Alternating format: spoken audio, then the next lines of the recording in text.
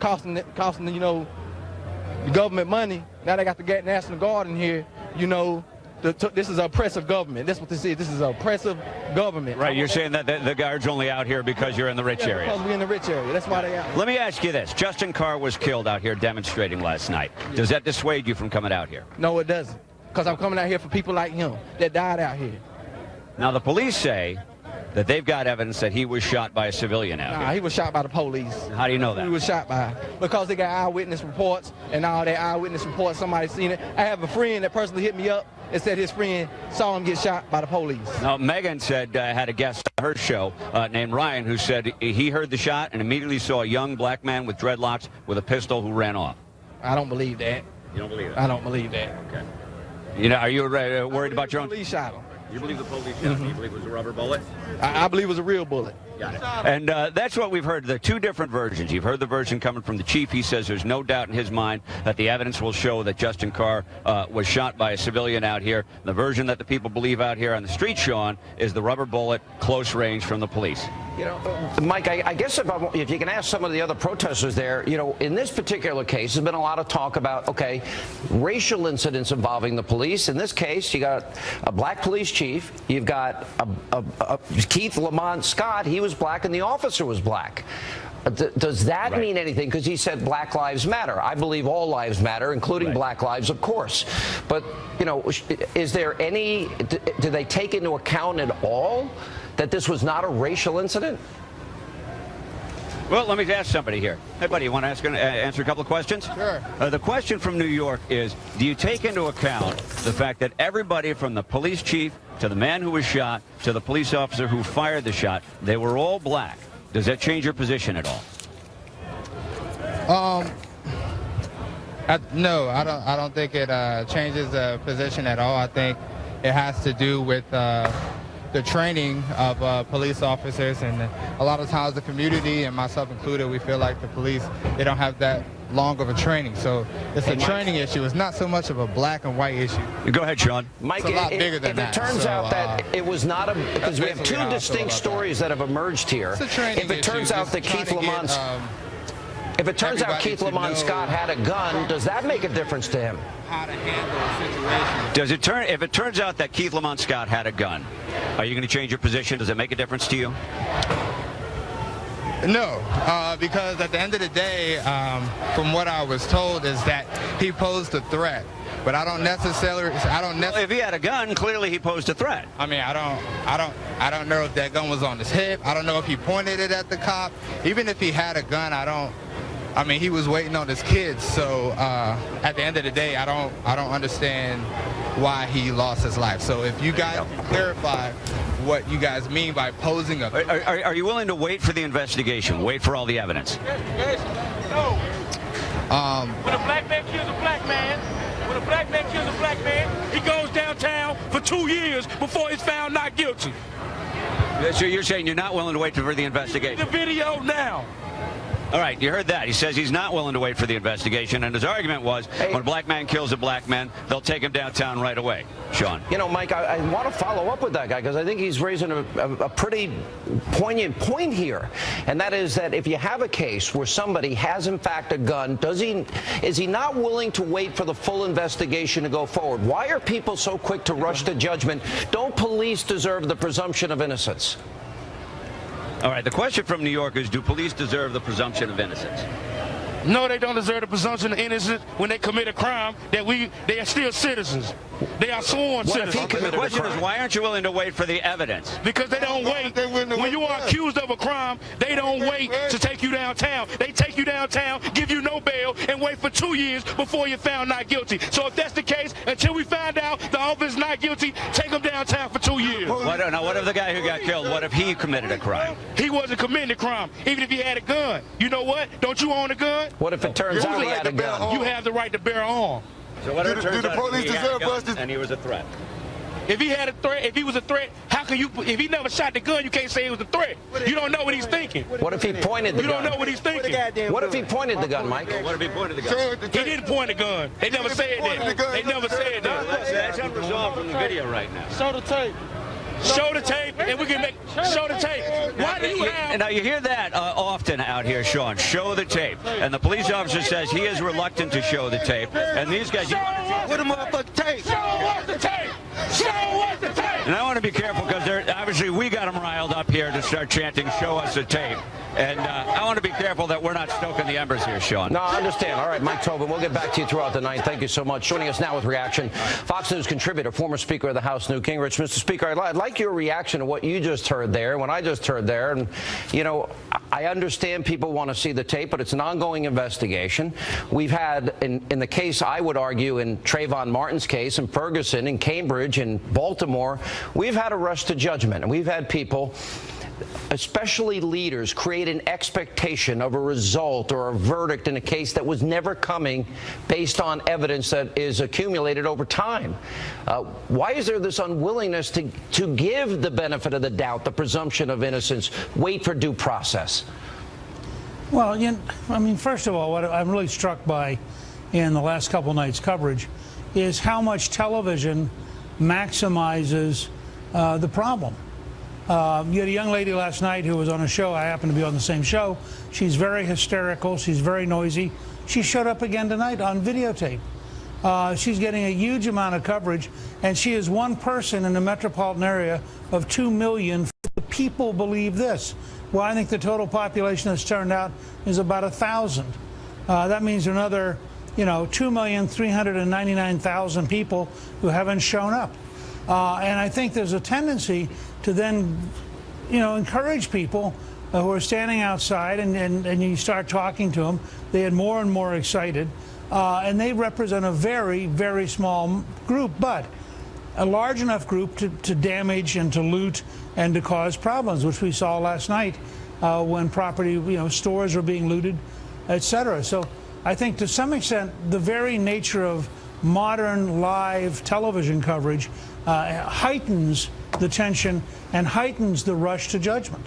I guess where I get aggravated, Mr. Speaker, is that we've had these high-profile racial cases, and we discussed this last night, and the president himself, a constitutional attorney supposedly, is rushed to judgment without any facts, without any evidence presented, without any due process, with no presumption of innocence. And he's been wrong 4 out of 4 times in these high-profile cases. But if we really care about all lives mattering, in the case of Black Lives Mattering, and you got 3,660 plus Chicago residents, his own hometown, murdered since he's been president, and I don't think the president could name one of those people. One has to then question, I guess, that if whatever the president's discussing, if it doesn't fit the narrative that he is advancing, he doesn't seem to want to get involved. Why is that? He's been silent on this case. Why? Well, look, the whole narrative of the left is that whatever happens is the police's fault. We had one person we were chatting with last night, and we asked him about, shouldn't the police, in fact, be prepared to use tear gas if they're looting trucks on I-85? And he said, well, I don't know. I'm not sure that that's the case. So on the left, there's this constant bias against the police and a constant bias against people who are trying to enforce the law. And as you said about the case here in Charlotte, you have an African-American policeman who shot an African-American. You have an African-American chief of police. The police seem to have video of the victim carrying a gun. And you have to raise the question, at what level, particularly in a period, by the way, when we've seen a lot of folks shooting at policemen. If you're a policeman and you realize that over the last 6 or 8 months, there are people out there gunning for policemen, you have a lot shorter fuse than you would have had a year ago, because you kept getting told that your life is in danger from random people because they want to kill cops. I want to play a video. There is a mob beating a guy that happens to be white in a parking garage. The guy is literally begging for mercy in this particular case. So I want to roll video of this. And, as we have seen in Ferguson and in Baltimore in particular, I'm not sure how looting, robbing, beating, burning, and all the things we have now seen, and you can see this. I mean, this is horrific to see this on video. You got a gang of people beating the living crap out of this guy who's fighting for his life. How does that bring justice to anybody? And yet it happens again and again, and even when we have video of looting, for example, in Baltimore or Ferguson, nobody uses the video after the fact to arrest the people that we know did this. Well, that's what hit me looking at that video.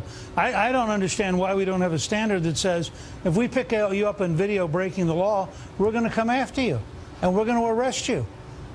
You cannot allow this kind of violence to be a risk-free game that people can play on a summer evening.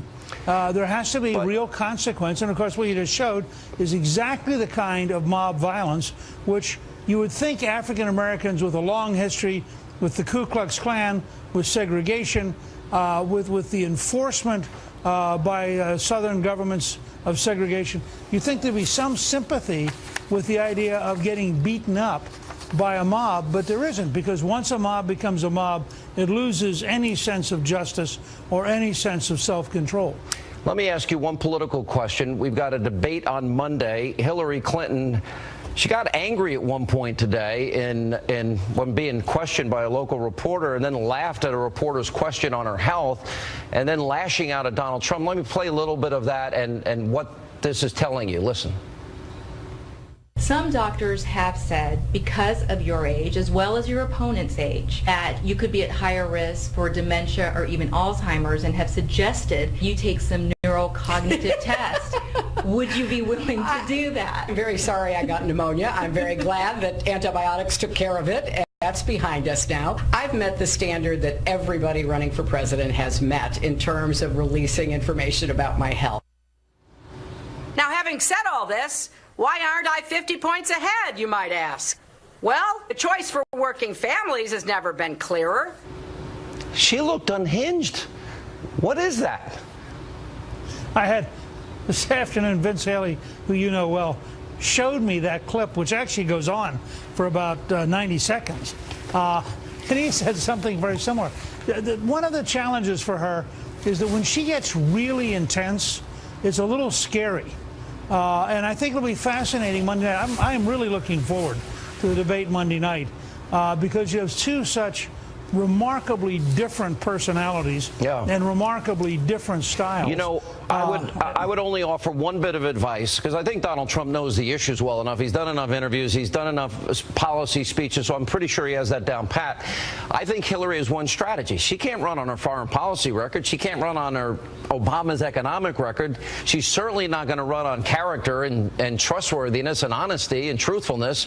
So the only thing I see that she's got left in her arsenal, the only bullet in that gun, if so to speak, metaphorically speaking, is that she's going to try and annoy, aggravate, agitate Donald Trump. Do you agree with me, and how should he handle it if you do? Well, I do agree with you in general, and I think it's not going to work. I mean, Donald Trump went through 13 years of The Apprentice.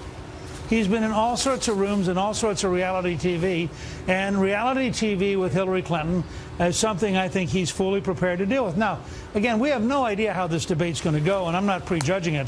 I'm looking forward to it. I think it'll be the highest-rated presidential debate in history, and I'm looking forward to being with you afterwards and talking about it. But I got to tell you, if her only strategy is to try to go after Donald Trump, one of the things she should remember, and he said this on Fox and Friends, I think it was this morning, he said, you know, he's going to be very respectful to her, and he hopes that she'll be respectful. But there's an underlying tone there, remember? His ground rule in the Republican debates was, I'm not going to pick a fight with you, but if you pick a fight with me, I'm going to tear you apart. She needs to remember, this is the best counterpuncher we have ever seen in presidential debates. Well, and if she wants to pick you were that pretty fight, good yourself. I remember you went after a couple of even the moderators. Well, you did. I remember. I did. Trump. Let me assure you, Donald Trump is a better debater than I am. Okay. He's a more formidable debater. Mr. Speaker, good to see you. Thank you for being with us. We have a lot more news tonight on this edition of Hannity coming up straight ahead. We need a national anti-crime agenda to make our cities safe again. We have to make our cities safe again. So in the wake of the unrest in Charlotte, Donald Trump calls for a national anti-crime agenda. Former New York City Mayor Rudy Giuliani will join us live in studio next. He's got reaction as we continue. And this is Fox News Alert. Protesters take to the streets now for a third night in Charlotte. Earlier today, Donald Trump addressed the very tense situation in North Carolina. He also spoke with the governor. He tweeted moments ago, but watch this. Many Americans are watching the unrest in Charlotte unfolding right before their eyes. Our country looks bad to the world, especially when we are supposed to be the world's leader. How can we lead when we can't even control our own cities? We need a national anti-crime agenda to make our cities safe again. We have to make our cities safe again. Here now with us, former New York City Mayor Rudy Giuliani. Mr. Mayor, last night you were very clear. This wouldn't have happened in New York City, and you just said to me coming on the air, you wouldn't allow what's happening tonight to happen. No, you don't take the streets. So here was my rule. I enforced it with zero tolerance. You wanted to protest, you had every right to do that. You could call me all kinds of names, and as you know, they did. But you could do it on the side. They really did, by the way. Oh, That's not a joke, yeah. Because if you're going to change things, they're going to get angry at you. So you could have the sidewalks, but you couldn't have the streets unless you got a permit. And if you got a permit, yeah, there was a limit in terms of the amount of time. I'm going to tell you why you can't take the streets. Because in a place like Manhattan, for example, if you take the streets of Manhattan, people are going to die. I have ambulances going through the streets of Manhattan, and if they don't get to the hospital in 4 minutes, the man is dead of a heart attack or the woman is dead of a heart attack. And yes, you have your right to make your First Amendment point, but you do not have a right to take away the rights of other people. With the National Guard, if you put them on the sidewalks, you exercise control over them as opposed to their exercising control over you. The police should be demonstrating that they are exercising control over the probably small percentage of people, as Newt pointed out, of Charlotte, including African Americans. I bet the vast majority of African Americans don't want to be involved in that nonsense that's going on. No, but there's enough there. Look, there's bottles being pelted, rocks being thrown at officers. Should be arrested immediately. Immediately. Right. Now, maybe you could say before tonight they didn't have the manpower. They got the manpower tonight. Right to Rikers Island. The first bottle you throw, I go find you in the crowd, and we go right to Rikers Island. Or my police commissioner comes to Gracie Evangel, we look at the videotape, and we go find the guy in his house. You know, one of the we put him in jail. That's why I had no riots in 8 years, and I took over a city that had had 2 major riots. Huge. In 2 years. Yeah. 4-day riots that the mayor didn't control, including one that was a pogrom against Jewish people. That was a very dangerous time. That was a horrible time. Mr. Mayor, I guess as we watch this and they have the streets, all right, so now you take over. We put you in charge right now. How do you get them off the streets as you look at that video? Well, they should never gotten there. The first one that got on the street should have been arrested. And then the second one should have been arrested, and the third one, and the fourth one, and the fifth one, and the sixth one, and the seventh one. You just do it. And after all, you wear them down. I used to say, come on, test me. I have 41,000 cops. What do you have? And you have every. I believe in the First Amendment. I believe in the First Amendment right to protest. I don't believe in breaking up a man's store. Why should some African-American man who has a candy store have his candy store broken into because a police officer did what he did? And in this case, it sounds like the police officer was justified. And also, if Black Lives Matter, why doesn't the black life of the black police officer matter? It should, and he's fighting for the presumption of innocence for everybody else. Well, if the facts are as the African-American police commissioner stated, and the guy came out with a gun, why doesn't the life of that police officer mean something? What about releasing the tape as the crowd is asking for tonight? It's an investigation. I don't want to disagree with the judgment of the DA and the mayor and the governor, but I always released information. You would? Okay, let me play for you, and I think this goes to the heart of the question. The president rushed to judgment in 4 very high-profile cases. His silence has been deafening on 3,660 deaths in Chicago. He's invited Black Lives Matter to the White House. Hillary has supported Black Lives Matter. Pigs in a blanket, fry 'em like bacon. What do we want? Dead cops. When do we want them now? Here's Hillary supporting Black Lives Matter. I think it is essential that we all stand up and say loudly and clearly, yes, Black lives matter. Well, of course they do, but also all lives matter. But Sean, does the life of the black police officer matter? Yes. Well, shouldn't there be, in that case, since we have a black police officer who they claim was in jeopardy of losing his life and a black man who did lose his life, shouldn't we kind of step back and figure out who was right and who was wrong? I mean, this is not a racial situation now. We're talking about a black police officer that shot a black man that says that he was pointing a gun or had a gun in his hand. So now we have two lives at stake, both of which were black. So if black lives matter, both of those lives matter, as well as all the white people. And we can't wait for an investigation. We can't wait for due process. We can't wait for evidence to be presented. We can't wait for a presumption of innocence. Let me switch to a political question. Let me put up some poll numbers for you. We got Nevada, and Donald Trump is up by 3 points in a very important state.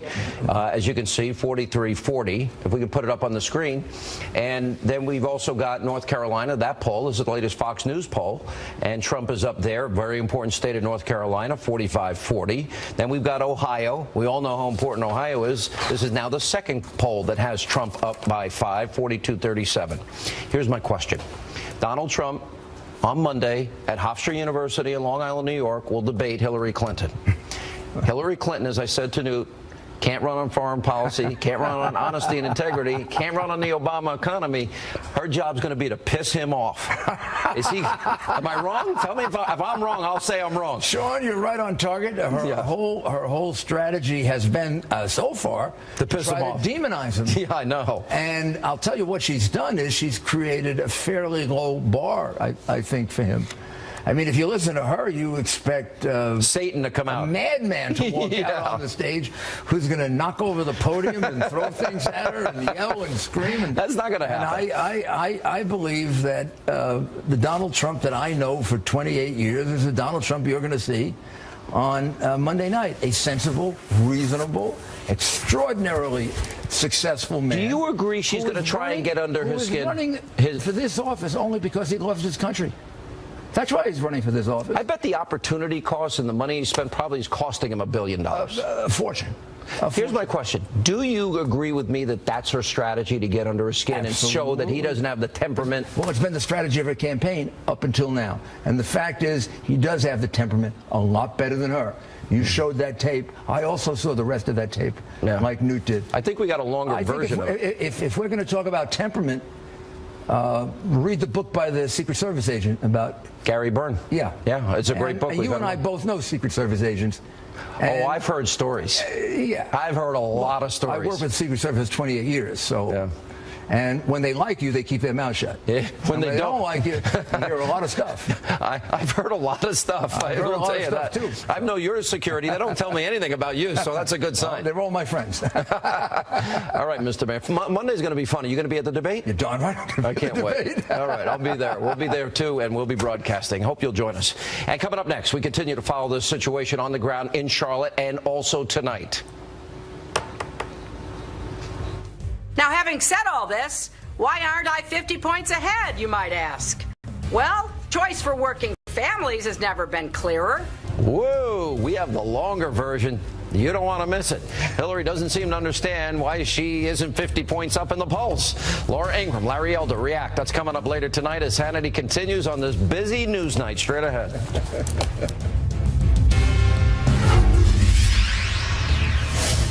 I'll defend every worker's right to organize and bargain collectively, and I will fight back against so-called right to work. Right to work is wrong for workers and wrong for America. Now, having said all this, why aren't I 50 points ahead, you might ask? Well, the choice for working families has never been clearer. I need your help to get Donald Trump's record out to everybody. Nobody should be fooled.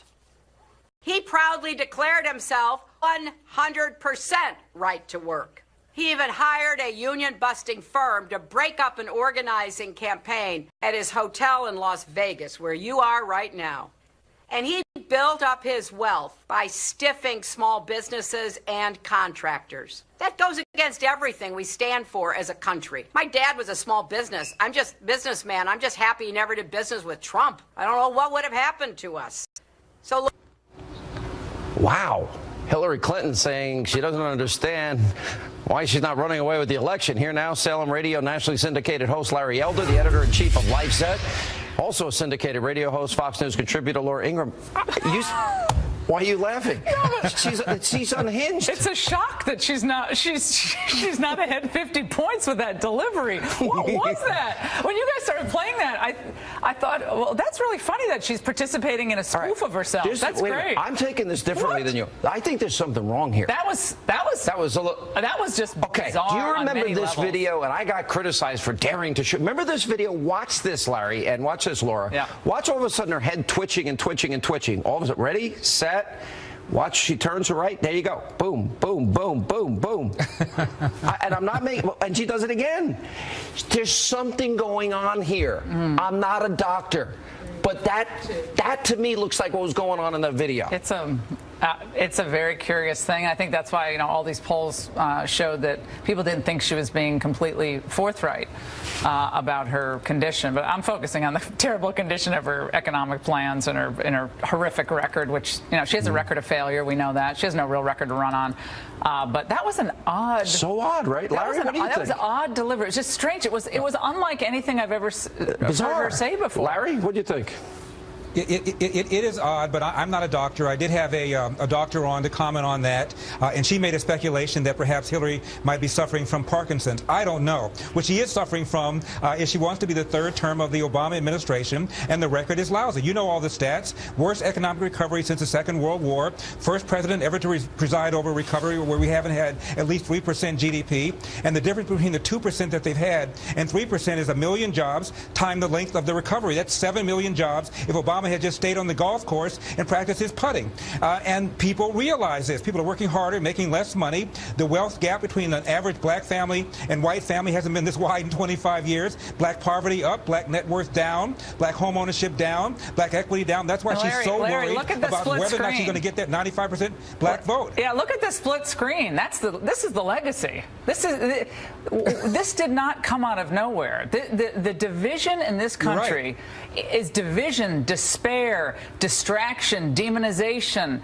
It is a depression. I mean, look, I don't mean a depression economically. I mean, this is a depressing environment and atmosphere. But it keeps happening. It's boiling over, and I understand their raw emotions. I get it, and I don't pretend to understand everything that's going on in Charlotte. But I can't imagine anyone thinks we want to continue with this. This is now frightening to Laura and Sean, this is hardworking people. This is the perfect storm of the two generations of fatherless homes. And Obama has said this. I didn't say it. A kid who grows up without a dad is 5 times more likely to be poor, 9 times more likely to drop out of school, 20 times more likely to end up in jail. You add to this narrative that they've been fed that racism remains a major problem in America. They suffer from fill in the blank, systemic racism, structural racism, endemic racism, and then that this Black Lives Matter nonsense, that there's a proliferation of blacks being mowed down by the police, fanned by a president who's played the race card, whether it's Cambridge police, whether it's if I had a son who looked like Trayvon, whether it's invoking Ferguson at a United Nations meeting. All of these factors have come together to create what we're seeing in our streets of America today. We're sowing fear and division, distrust in a neighborhood, in a community that desperately needs real hope. Not the fake hope of a poster and a slogan, but real hope in terms of real economic opportunity, real jobs, all right, hang policies on. that keep families Look at this. together. They're back on the highway again. Now, last night there was a moment towards the end of the second hour that we did on this program where literally they were stopping cars and getting on top of them. It reminded me very much of what happened in the Rodney King case. Remember they dragged out that poor truck driver, Reginald Denny? Reginald Denny, yeah. The only difference I see tonight, although they're on the other side, it looks like, of the highway, is there seems to be a police presence. Last night there was no police presence there, and this gets really scary when you're talking about motorists. They're being stopped. They can't drive without running somebody over. Everyone's pussyfooting around this. Okay, everyone's pussyfooting around what's going on. This is rampant criminality. Last night it was a mob riot. We had that horrific video, as you alluded to earlier, of the young Caucasian male begging for help. Horrible. And they smashed him, kicked him, dragged him across the parking garage. Beat the crap out of him. And I had someone call into my radio show today who said his son, he was in fear of his life if a police officer hadn't pulled him off the street, because he just was sleeping and he looked down and said, what's going on? Yeah. So this is really serious. No job is being created, no opportunity is being created by this type of behavior. And I'm telling you, you pull those cameras out of there, a lot of those people will go home. You know, I brought up these points over and over. Yeah, go ahead, Larry. Go ahead.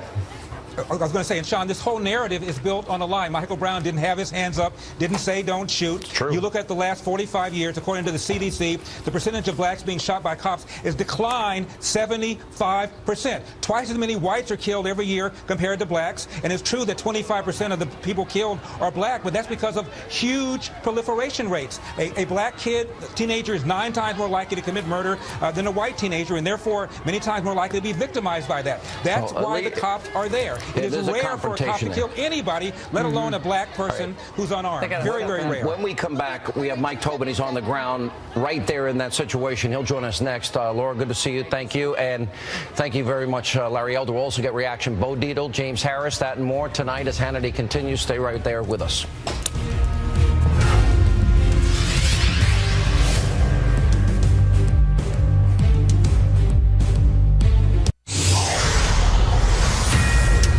This is a Fox News alert, and protesters now in Charlotte are trying to shut down a major highway. Our own Mike Tobin is down there with them.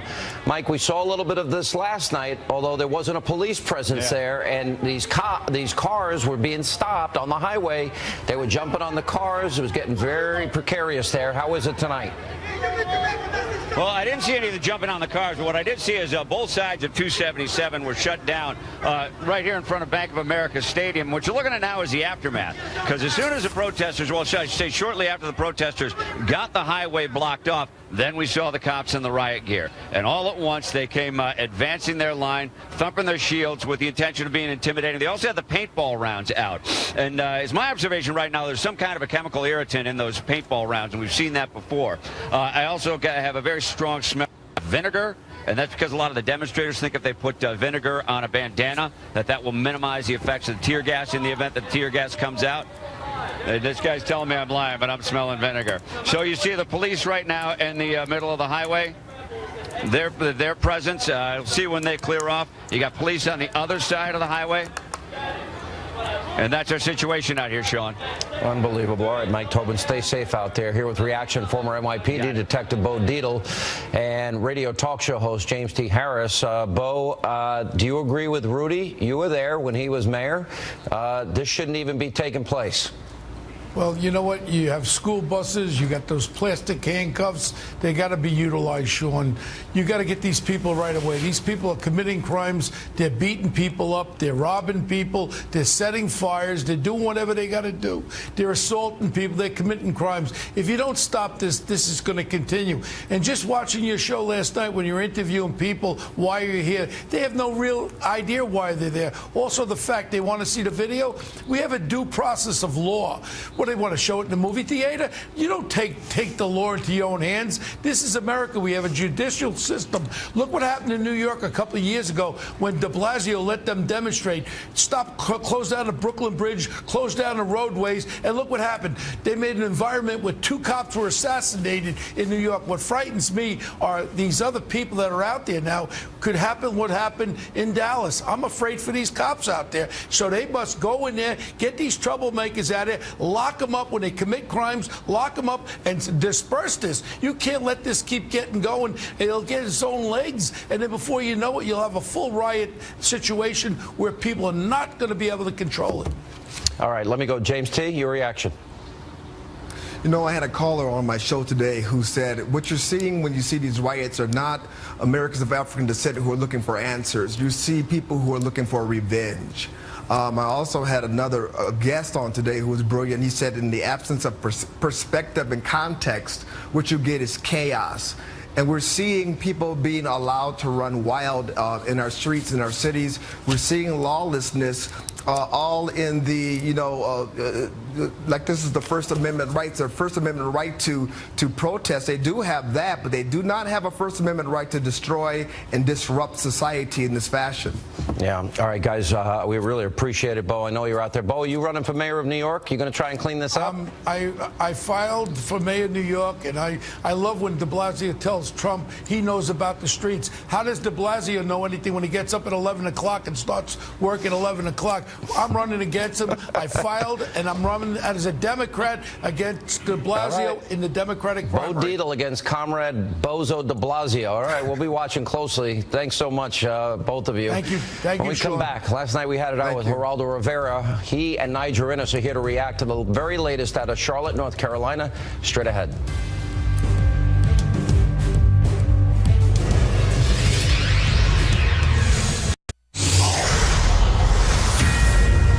So Fox News Alert, a third night of protests underway in the city of Charlotte, North Carolina. Joining us now with reaction, Tea Party Forward Chairman Niger Innes, Fox News senior correspondent Geraldo Rivera. You and I got into it last night a little bit, and it's not personal, Geraldo. I don't understand how you can look at this the way I look at this and say there's something dramatically wrong if people are not willing to wait for facts and evidence and allow a presumption of innocence. In this case, it's a black cop, it's a black mayor, it's a black victim that's shot here. I mean, either he had a gun or he had a book. By all indications, he had a gun. You are so smart, so sincere, so sharp. I want you to run for the Senate for the United States. Yeah, where? But you see one side of this reality, even though it is by far the biggest problem. The black-on-black crime, the urban decay, the violence that creates the scenes where, the situations where these people appear as menaces to the cops. So the cops react. They are conditioned to react. They're trained to react. They react. But you have to see that... Why do we pay attention to only this? Why do we ignore 3,660 in Chicago? Is that you must come to the place where you admit that a person should not be victimized by anybody just because of what they look like or who they are. You're an attorney. We don't know what happened yet. By every indication up to now is that it was a gun. Everything. If you listen to the police chief, and why not release the video? I don't have a problem with it. All right, so let's get together and we call on the family wants it released. People on the right and left and center want it released. Release the damn video. All right. Let us see what happened. Your take, Niger. Well, look, both you and Geraldo know of my father, longtime chairman of the Congress for Racial Equality, Roy Innes, being a pioneer of establishing something. Mine too, by the way. He's got a lot of kids. He's got a lot of kids, your dad, Niger. I have a lot of brothers and sisters. He didn't believe in radio.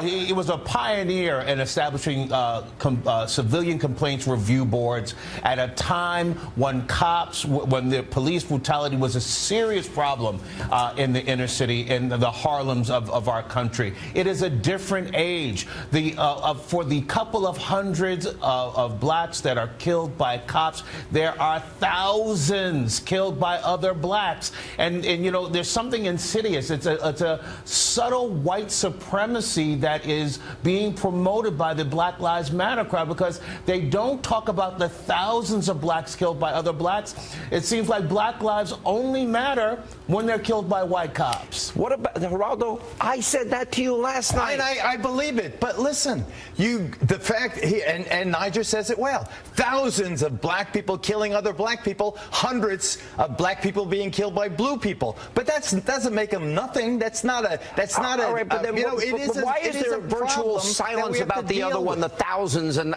we can deal with the 100 too? Because every life matters. Let them be unfair, but not us. I'm not being unfair. This is the only show in